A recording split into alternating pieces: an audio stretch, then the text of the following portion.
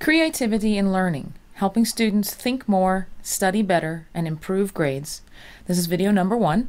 My name's Lisa Jones Bromfield. I'm a nurse, and I've been a special ed teacher, and I'm also a musician. I've written a CD of songs called Groovin' in the Hippocampus, Songs to Learn Anatomy and Physiology by.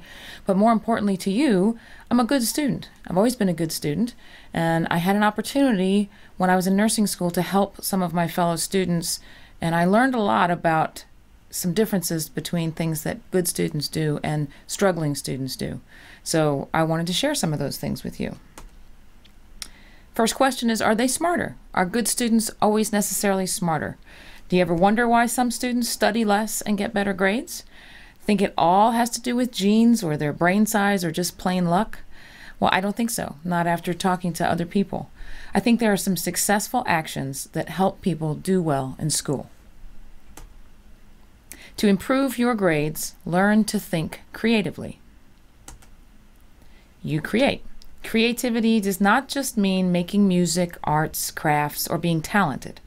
Creativity is simply coming up with something new, thinking outside the box, making surprising and new representations or combinations of things or ideas. You are creative, and you have created. Everyone is creative in different ways. When you make a new connection between things by coming up with some way that things are similar or related and express it, you're being creative. Offering a new way to look at something or understand something is being creative. When you explain things to friends, they don't get it, you try again. When you see two things that other people don't see any relationship between, but you do, you're creating something there. You're creating a link that you can share that brings understanding to other people and helps you think about the world differently and learn things. You'll remember your own creations much better than you will remember simple facts, lists, or charts. So start thinking about how the things you are learning about are related, how they impact each other, how they arouse your curiosity. Make connections and see connections. Connect to lots of possibilities. So how do you get there? One way to start making connections is to start asking more questions. By questioning, you ask questions, and that opens the door for you to make new connections. It also helps you assess whether you're really taking something into your brain or whether your eyes are just moving back and forth while snack crumbs get stuck in the binding of your book. So ask questions. I don't mean raise your hands in class like good girls and boys. I mean question what you are reading. Actually think about it. In order to ask questions, you have to actually be thinking about what you're reading or what you're hearing. Question what you are hearing. Question what you are thinking. If you question your own thoughts, your thoughts go deeper, you make connections, you learn more. Think like a revolutionary. Don't accept things at face value, question them. Let your mind be free to ask and explore. Trust that your mind has interesting things to contribute to the world. Let your mind wander a bit and see where it finds unexpected connections between things and ideas. There's only one you, and only you can make some of the connections that you will make in your brain that you can then share with other people and that will help you remember and learn and grow. So when do you ask questions? Good question. At the end of each short section of reading in the text, stop and ask yourself either the simple question, what did I just read? Or ask yourself a question about something that you just read. Whenever there's a break in class, ask yourself the same kind of question. What did I just learn? What did I just hear? What did I not understand? Make a note of things you didn't understand. Make a note of things that you thought were kind of cool. Before class starts, ask yourself what you didn't understand in the reading. If you have any questions, what you found interesting, what you'd like to learn about that day in class. While looking at slides, ask yourself questions about what you're seeing.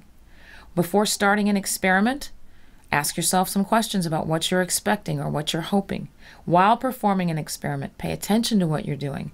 Think about what you're doing and ask questions about it. And of course, when the experiment is done and you've got some results to think about, ask yourself questions about why it turned out the way it did, or how it was different than what you expected, or if you have any questions for your professor. While brushing your teeth, waiting in line, taking your shower, noticing something new, in the grocery store, on the street, talking to friends, ask questions. And keep asking questions. When a question arises as you read, especially if answering the question will affect whether or not you understand the next thing you read, look it up. Remind yourself. Understand what you just read before you read some more, or the next thing you read, you're not likely to learn much from, and it's kind of a waste of time. If a question or connection comes to mind in class, ask about it or share it with others. If a question or connection related to another subject comes up in class, jot it down in the margin of your notes.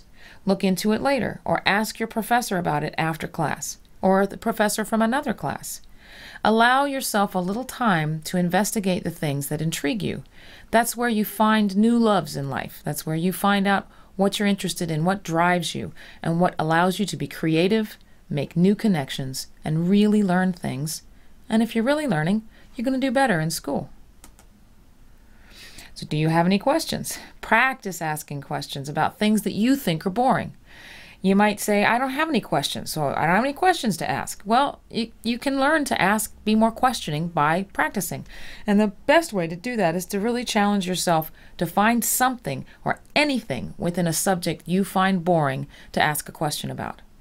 Have you ever been stuck talking to somebody that you really didn't want to talk to? You don't have anything in common with them. You find them boring. Well, ask them a question about something that they're talking about, and you might just find yourself actually interested in what they're talking about, and they will certainly appreciate it.